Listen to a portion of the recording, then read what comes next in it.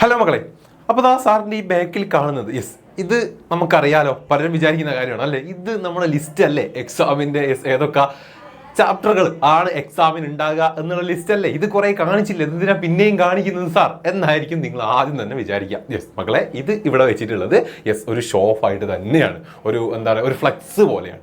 അത് മറ്റൊന്നും കൊണ്ടല്ല, ഇതാ നമ്മുടെ +1 കൊമേഴ്സ് ബാച്ച് ആയിട്ടുള്ള നമ്മുടെ ജ്വാല ബാച്ചിൽ നമ്മൾ തീർത്തിട്ടുള്ളത് ആ സാർ ഉൾപ്പെടെയുള്ള നമ്മുടെ എല്ലാ ഫാക്കൽറ്റീസും നല്ല ലൈവായിട്ട് അടിപൊളിയായിട്ട് നിങ്ങൾക്ക് ക്രിസ്മസ് എക്സാമിന് ഈ ഒരു ടൈം ആകുമ്പോഴേക്കും തീർത്തിട്ടുള്ള കംപ്ലീറ്റ് ചാപ്റ്റേഴ്സിൻ്റെ ലിസ്റ്റാണ് ഓരോ സബ്ജക്റ്റിലെയും റെഡി. അതേപോലെ തന്നെ ബാച്ചിലുള്ള ഓരോ കുട്ടികളും അങ്ങനെ അടിപൊളിയായിട്ടിരുന്ന് പഠിച്ച് തീർത്തിട്ടുള്ള ആ സബ്ജക്റ്റ്, ഓരോ സബ്ജക്റ്റിലെയും ചാപ്റ്റേഴ്സിൻ്റെ ലിസ്റ്റാണ് ഇവിടെ കൊടുത്തിട്ടുള്ളത് റെഡി.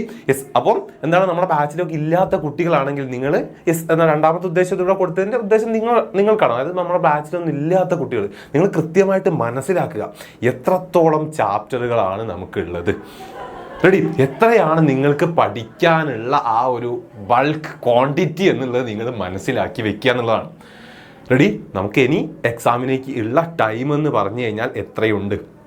നമ്മുടെ ബാച്ചിൽ ആദ്യമേ പറഞ്ഞിട്ടുണ്ടല്ലോ, ഈ ഒരു ടൈം ആകുമ്പോഴേക്കും നമ്മൾ ക്രിസ്മസ് എക്സാമിൻ്റെ പോർഷൻസ് തീർക്കും. പലരും വിചാരിക്കുന്ന കാര്യമാണ് ഇതെന്തിനാണ് ഇതിങ്ങനെയൊക്കെ തീർക്കുന്നത്, എന്തിനാണ് ഇങ്ങനെയൊക്കെ പഠിച്ച് അല്ലെങ്കിൽ എന്താണ് ഈ ഒരു ടൈം ആകുമ്പോഴേക്കും തീർക്കുന്നത്? മക്കൾ നിങ്ങൾ മനസ്സിലാക്കുക, ഈ ഒരു ടൈമിൽ തീർത്താലേ ബാക്കിയുള്ള ടൈം നമുക്ക് എന്ത് യൂസ് ചെയ്യാൻ പറ്റുള്ളൂ, റിവിഷന് വേണ്ടി മാറ്റി വെക്കാൻ പറ്റുള്ളൂ. അങ്ങനെ പോയാലേ നമുക്കത് പ്രോപ്പറായിട്ട് പഠിച്ച് നിങ്ങൾക്ക് എക്സാം എഴുതാൻ പറ്റുള്ളൂ. ഓക്കെ, അങ്ങനെ പഠിച്ചിട്ട് എഴുതുന്നതാണ് കൃത്യമായിട്ടുള്ള നിങ്ങളെ സിസ്റ്റമാറ്റിക് ആയിട്ടുള്ള സ്റ്റഡി എന്ന് പറഞ്ഞു കഴിഞ്ഞാൽ.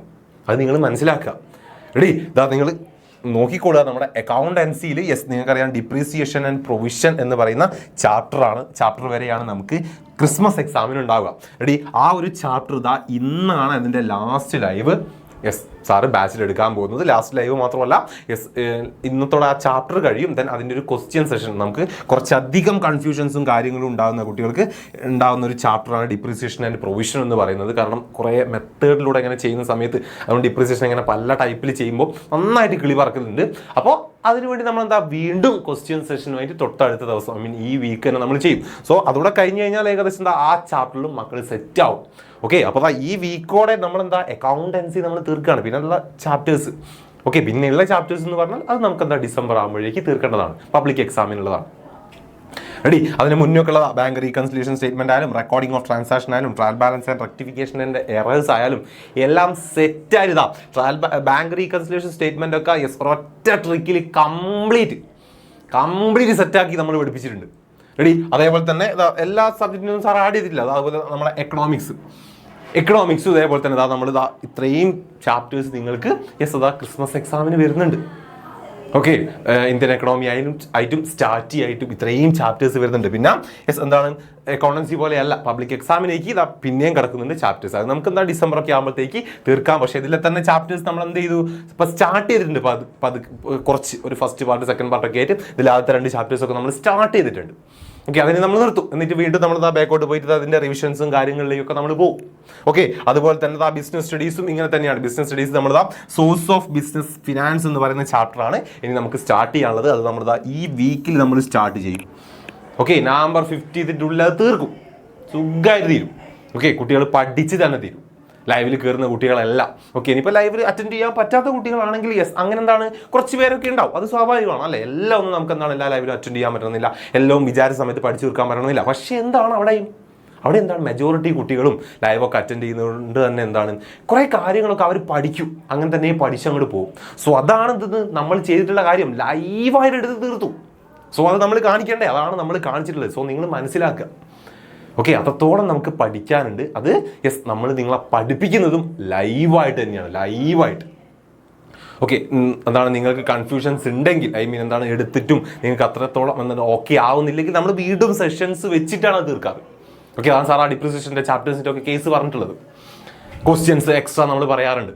ഓക്കെ, എല്ലാം നമ്മളങ്ങനെ സെറ്റ് ചെയ്തിട്ടാണ് പോകുന്നത്. പ്രോപ്പറായിട്ട് പഠിച്ച് പോകണം എന്ന് ആഗ്രഹിക്കുന്ന കുട്ടികളുണ്ടെങ്കിൽ നമ്മൾ ബാച്ചിൽ ജോയിൻ ചെയ്തിട്ടുണ്ടെങ്കിൽ സെറ്റാണ്. ആ കാര്യം നിങ്ങൾ മനസ്സിലാക്കുക. അതിൻ്റെ കൂടെ ഇത്രയും ഉണ്ട് നമുക്ക് ഓരോ സബ്ജക്റ്റിലും പഠിക്കാൻ. സാർ ഈ 3 സബ്ജക്റ്റുകൾ ഇവിടെ ആഡ് ചെയ്ത് വെച്ചിട്ടുള്ളൂ. അപ്പോൾ ഈ 3 തന്നെ ഇത്രയും സബ്ജക്റ്റുകൾ ഉണ്ടെങ്കിൽ ഇനിയും 3 സബ്ജക്റ്റുകൾ നമുക്ക് ബാക്കി കിടക്കുന്നുണ്ട്. CA ആയിട്ടും, ഇനിയിപ്പോൾ മാത്സിലുള്ള കുട്ടികളാണെങ്കിൽ മാത്സ് ആയിട്ടും അല്ലെങ്കിൽ ലാംഗ്വേജ് ആയിട്ടും ഒക്കെ. അപ്പോൾ നിങ്ങൾ മനസ്സിലാക്കി വെക്കുക, അത്രത്തോളം നമുക്ക് പഠിക്കാനുണ്ട്. അതിങ്ങനെ പോകണം. ഇങ്ങനെ പോയി കൃത്യമായിട്ട് റിവിഷൻ ചെയ്യേണ്ട സമയത്ത് റിവിഷൻ ചെയ്യണം. അങ്ങനെ മുന്നോട്ട് പോകണം.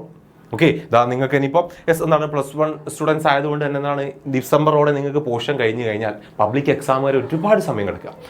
അടിപൊളിയായിട്ട് നിങ്ങൾക്ക് എന്താക്കാം, റിവിഷൻ ചെയ്യാൻ പറ്റും. ബാച്ചിലൊക്കെ ജോയിൻ ചെയ്തത് പക്കയായിട്ട് ഫോളോ ചെയ്ത് പോയിട്ടുള്ള കുട്ടികളാണെങ്കിൽ അല്ല, ഡിസംബർ കഴിഞ്ഞിട്ടുള്ള മാസങ്ങൾ കംപ്ലീറ്റ് നിങ്ങൾക്ക് റിവിഷൻ ഉള്ളതാണ്. നല്ല മാർക്ക് അവിടെ റിവിഷൻ ചെയ്ത കുട്ടികൾക്ക് കിട്ടാതിരിക്കുന്നുണ്ടോ? നിങ്ങൾ പറ. കിട്ടാതിരിക്കില്ല. നല്ല മാർക്ക് അവർ കിട്ടും. സെറ്റല്ലേ?